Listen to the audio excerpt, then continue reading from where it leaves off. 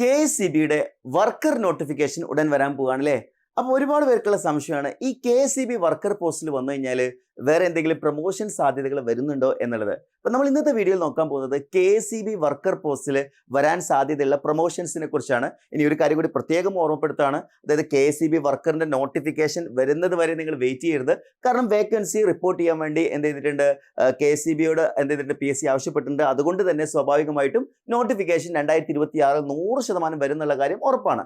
അതുകൊണ്ട് തന്നെ പ്രിപ്പറേഷൻ നിങ്ങൾ ഒരിക്കലും എന്ത് ചെയ്യരുത്, ലാഗ് വരുത്തരുത്. കൃത്യമായിട്ടുള്ള പ്രിപ്പറേഷൻ, ഒരുപക്ഷെ നിങ്ങൾ ഒരു നല്ല സർക്കാർ ജോലിയിലേക്ക്, അതായത് KSEB വർക്കർ എന്ന് പറയുന്ന പോസ്റ്റ് പല ആളുകളും ചിന്തിക്കുന്നത് ആ ഒരു പോസ്റ്റിൽ തന്നെയായിരിക്കും നമ്മൾ റിട്ടയർമെന്റ് വരെ വരുന്നുണ്ടാവുക എന്നുള്ളതാണ്. പക്ഷെ വളരെ മികച്ച പ്രൊമോഷൻ സാധ്യത അവിടെ വരുന്നുണ്ട് എന്നുള്ളത് കൃത്യമായിട്ട് മനസ്സിലാക്കി വെക്കുക. കാരണം ഇത്തവണ നിങ്ങൾ KSEB വർക്കർ പോസ്റ്റിൽ അപ്ലൈ ചെയ്യാൻ പോകുന്നത് ITI ക്വാളിഫിക്കേഷനുള്ള ഉദ്യോഗാർത്ഥികളാണ്.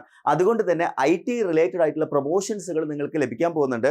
അപ്പോൾ എന്തെല്ലാം പ്രൊമോഷൻസുകളാണ് നമുക്കിവിടെ വരുന്നത് നോക്കിക്കഴിഞ്ഞാൽ, പ്രധാനമായിട്ടും KSEB വർക്കറിൽ നിന്ന് നിങ്ങൾക്ക് ലഭിക്കാൻ പോകുന്ന അടുത്ത പ്രൊമോഷൻ എന്ന് പറയുന്നത് ലൈൻമാൻ ഗ്രേഡ് 2 എന്ന് പറയുന്ന പോസ്റ്റിലേക്കായിരിക്കും നിങ്ങൾക്ക് എന്ത് ചെയ്യാൻ പോകുന്നത്, പ്രൊമോഷൻ ലഭിക്കാൻ പോകുന്നത്. ലൈൻമാൻ ഗ്രേഡ് 2 ആയിട്ട് നിങ്ങൾക്ക് പ്രൊമോഷൻ ലഭിക്കും. സ്വാഭാവികമായിട്ടും ചെറിയൊരു കാലതാമസം അതിനിടയിൽ ഉണ്ടാവും. കാരണം KSEB വർക്കർ ഒരുപാട് പോസ്റ്റുകളുണ്ട്, എന്നാൽ അത്രത്തോളം പോസ്റ്റ് എവിടെ വരുന്നുണ്ടാവില്ല, ഗ്രേഡ് 2 വരുന്നുണ്ടാവില്ല. അതിനുശേഷം ഗ്രേഡ് 2 നിന്ന് നിങ്ങൾക്ക് വീണ്ടും പ്രൊമോഷൻ ലഭിക്കും. ലൈൻമാൻ ഗ്രേഡ് 1 പ്രൊമോഷൻ ആയിരിക്കും നിങ്ങൾക്ക് ലഭിക്കുന്നുണ്ടാവുക. ഓക്കെ, അപ്പോൾ ആ KSEB വർക്കറായിട്ട് നിങ്ങൾ ജോലിക്ക് പ്രവേശിക്കുന്നു, പിന്നീട് ലൈൻമാൻ ഗ്രേഡ് 2 ആയി മാറുന്നു, പിന്നീട് ലൈൻമാൻ ഗ്രേഡ് 1 ആയിട്ട് മാറുന്നു. അതിനുശേഷം ഓവർസിയർ പോസ്റ്റിലേക്കായിരിക്കും നിങ്ങൾക്ക് പ്രൊമോഷൻ ലഭിക്കുന്നുണ്ടാവുക.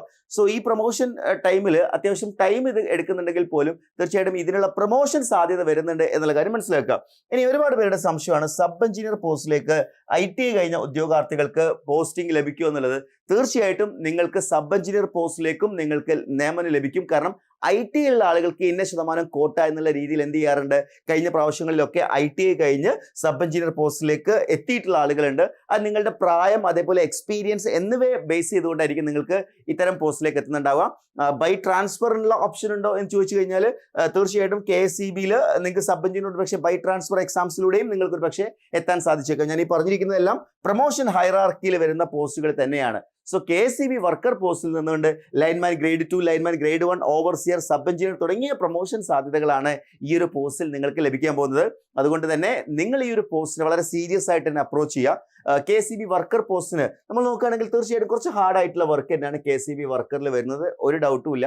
പക്ഷേങ്കിൽ നമ്മളെ സംബന്ധിച്ചിടത്തോളം ഒരു സർക്കാർ ജോലി എങ്ങനെയെങ്കിലും നേടിയെടുക്കുക എന്നുള്ള ആ ഒരു എയിമുള്ള ആളുകളുണ്ട്.